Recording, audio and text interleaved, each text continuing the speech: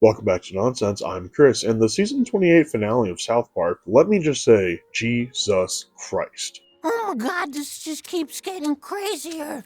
So let's run through all the background jokes you missed this season. Starting with Trump's jerking tweezers, which seem to be packed with a comb and styling scissors, I assume for his pubes. Then Power Christian Principal has some new office decor since the Christ-focused reskin last season, a 10 Commandments for Students poster. They don't line up with the real 10 Commandments, which is why it's funny that it's for students, but number 7 is be faithful to your husband or wife. He also now has a book called 40 Shades of Grace, and he crossed out the dick in Moby Dick. Also, Preacher in the Rye and just what would Jesus do? Jesus, the guidance counselor, now has a framed picture of himself with God. While Peter Thiel is surveilling the students, we can see it's run by Palantir, which is funny because it's a very real, extremely large government-contracted surveillance company that has been known to track everyday Americans to a degree that should be considered at least unethical. In the Cheesecake bathroom, there's a funny sign that says, "It's a good idea to wash your hands." There's at least 3 bottles of baby oil in Trump's bathroom, which is funny. He also has lube in his medicine cabinet on top of the baby oil. At Shady Acres, there's a meal called Mushy Monday and another called Frank S. and Beans Friday. One of the guys who joins the South Park subreddit is called Some Dude 69. I love that Harris lights a cigarette in the school while interrogating Butters. On his case board, we can see all the characters they think assaulted kids, including Droopy Dog, Santa Claus, Yogi Bear, Garfield, Pink Panther, Totoro, of course, Felix the Cat, Betty Boop,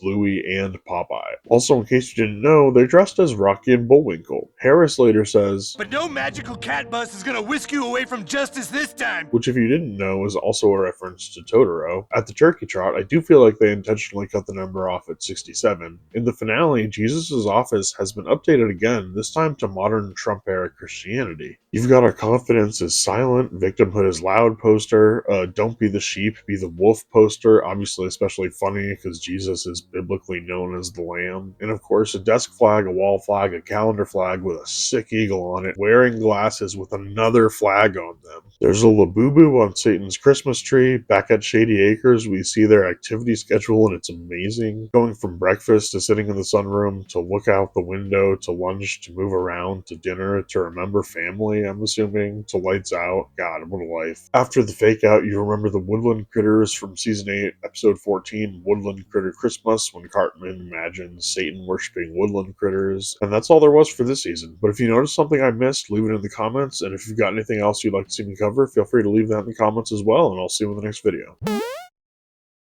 Oh my god, this just keeps getting crazier. What's going on is the most exquisitely woven tapestry of ideas that you've ever seen, man. It's all crazy, man. You can't write this shit.